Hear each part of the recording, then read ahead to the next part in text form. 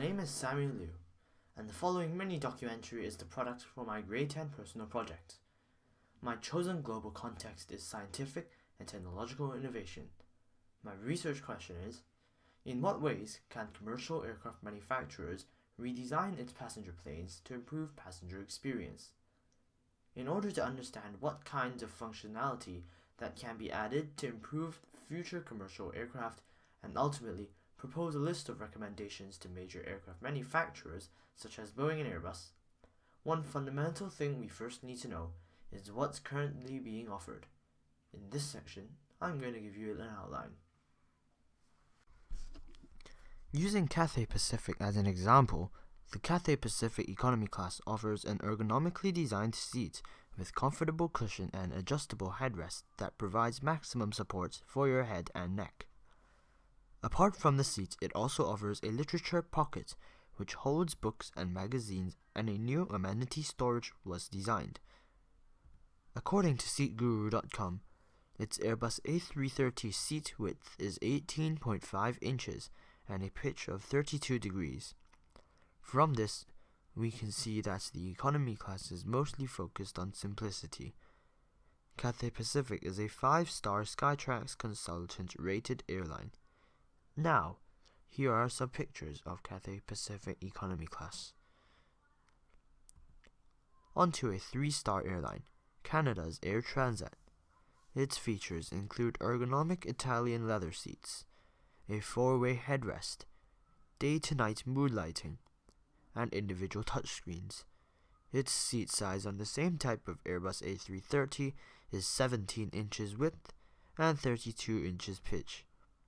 From the above mini comparison, we can see that Cathay Pacific as a 5-star airline does offer more than the 3-star industry Air Transat.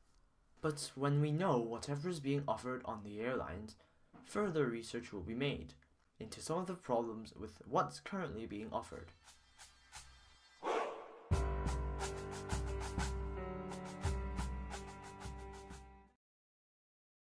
So, we now know what's on offer on different star airlines on the same aircraft type, the Airbus A330. Next, we will need to note the problems with these features using my primary research results as a basis. On screen now is a frequency table which summarizes responses from one of the questions in my primary research survey. In this question it asked, what factors had been problematic about your last economy class flight? Answers from this question has been compiled into a table. From this table, we can conclude that out of 216 responses to the question, there were 29 responses which stated that there is no problem with the economy class of their last flight. But the biggest problem that could have been improved now is the meal service of the flight with 65 responses. This reflects the importance of in-flight meal, and perhaps how bad it is right now. Apart from our primary research, secondary research has also been conducted into quality of in-flight meals. Using Virgin Atlantic as an example, its upper class or first class offers welcome drinks and full in-coursed meals in flight. Unfortunately, on the other end of the spectrum, we refer to an anonymous letter to the CEO of Virgin, Sir Richard Branson. On the same airline, on an average Indian-British flight comes, quote, by now I was actually starting to feel a little hypoglycemic. I needed a sugar hit. Luckily there was a small cookie provided. It had caught my eye earlier due to its baffling presentation. End of quote. Here, hypoglycemic means that one's blood sugar level is lower than normal and it could lead to sudden faint. Obviously, apart from in-flight meals, other factors do impact the overall flight experience. This may include the seat, where passengers would have been sitting in for hours during their flight. This is the case of a yellow color-themed American budget airline. Skytrax review respondent Collins says, the seats are uncomfortable, tight for a man who's 5'9", height and weight proportional, and the back of the seat is so thin that you have no padding. Very disappointing. Same applies for Murphy, who was on the same aircraft type as Collins.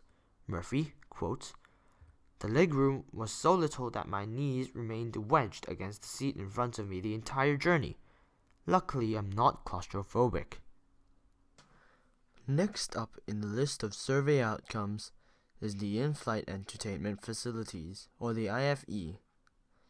Then onto the on-time performance of the flight. Then the aircraft in general, such as spaciousness and cleanliness, etc. Next up is something different. Listed as the sixth major problem is the crew service. Unfortunately, this is something we cannot change, but it can still act as an important factor for airlines to think about and improve upon.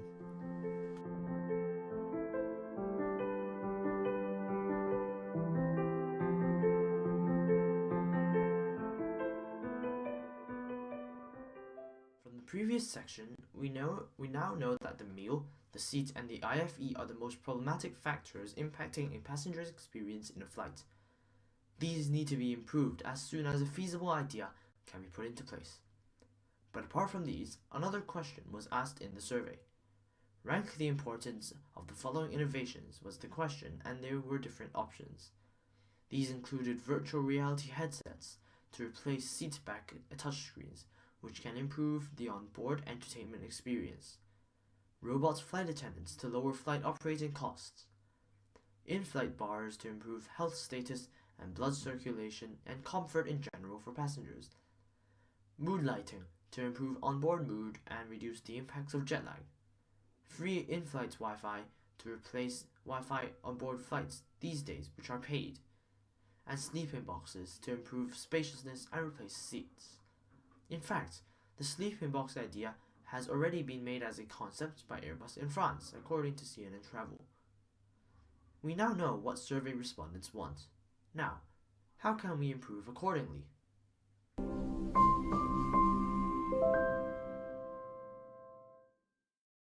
Section 3 was based on what people desire for a better flight experience, using the conducted primary research survey as a basis. Having collected what flyers are looking for, we can start reviewing the items that can be improved upon. Obviously, in the big flying metal tube, usable space is very limited and all implications have to be considered, especially the feasibility of every option. Having said that, the creative use of space in the small cabin has to be utilized. After analyzing my primary research data, the implementation of free in-flight Wi-Fi seems to be the most attractive, having 120 respondents saying that it is the most important innovation. The research development and implementation of sleeping boxes come second, and they replace seats. As of March 2017, according to Sue Kim of The Telegraph, only 8 airlines in the world offer free in-flight Wi-Fi, whilst many others offer onboard Wi-Fi for a cost, including Lufthansa, Cathay Pacific, American Airlines, and Etihad Airways. Obviously, in-flight Wi-Fi enables passengers to send email, check Facebook, and conduct basic browsing, as well as watch instant videos, says OnlineSciences.com.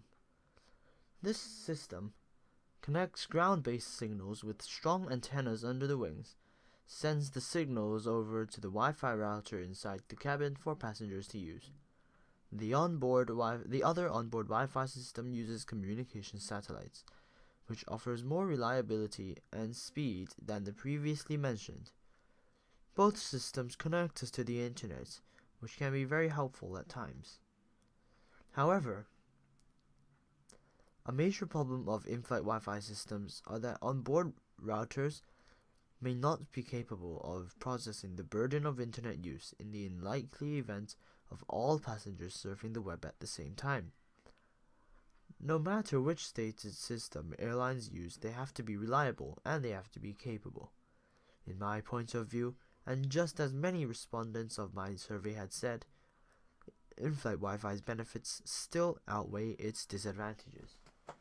Another innovation worth noting is the research developments and the implementation of the sleeping box. So what is the sleeping box, you may well ask? Well, the sleeping box is just as it sounds. It's a cuboid-shaped compartment which replaces traditional seats on planes.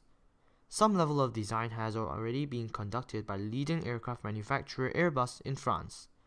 In fact, these sleeping boxes have already been partially implemented on most long-haul aircraft, such as the Boeing 777, the Airbus A330, and the Queen of the Skies Boeing Jumbojet 747. But they only act as crew rest areas, and therefore they aren't for public use yet. Another way of looking at this is a shelf for humans.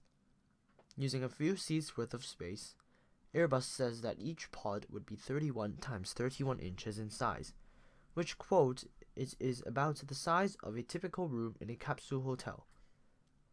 Having 3 boxes placed on top of each other, passengers will still need to wear seatbelts during critical stages of flight, such as takeoff and landing, as well as taxiing. Sure enough, headroom would be quite a problem even for the average Asian passengers, not to mention the average Western size, who are usually taller. These passengers are required to have their meals in the tight space as well. Oxygen masks would also be equipped in these boxes, just as they would be on conventional economy class seats. According to Airbus, these sleeping boxes can be fitted on their Airbus A350 series and their Airbus A380 series, both being relatively new types of state-of-the-art jets. In fact, this sleeping box concept, to some extent, has already been implemented on many Boeing manufactured long-haul aircraft types, such as the 777, the Boeing 777, the Dreamliner, Boeing 787, and the Airbus A340. Now obviously, the implementation of this system does have its implications. Firstly, its advantages. The sleeping boxes are recognized to be an alternative way to the apparently uncomfortable economy class, says Airbus. On the safety side, the walls of each pod would feature paddings and grip rails in case of turbulence. A debatable feature can actually be the micro camera fitted in each pod for flight attendants to monitor passengers inside the pods. Also, reading lights, in-flight entertainment touchscreens, and air conditioning vents would be a standard. Imagine finally being able to lie down flat and get some real quality rest in economy class, 36,000 feet up in the air. Strangely, Airbus projects that a sleeping box space would actually be cheaper than an average economy class seat when it is implemented. This leads us to the other side of the new innovation. Some of the drawbacks of the sleeping box are that keeping a sleeping position for long-haul flights may not be deemed comfortable, and even if users were to move around the compartment, headroom would become a problem too. Having to wake up for a meal, but find yourself too tall to sit straight in the compartment doesn't seem very appealing. Also, when being strapped in such a small compartment for claustrophobic passengers would be an obvious flight. Now let's have a look of an extract of a video by Tech Insider about sleeping boxes.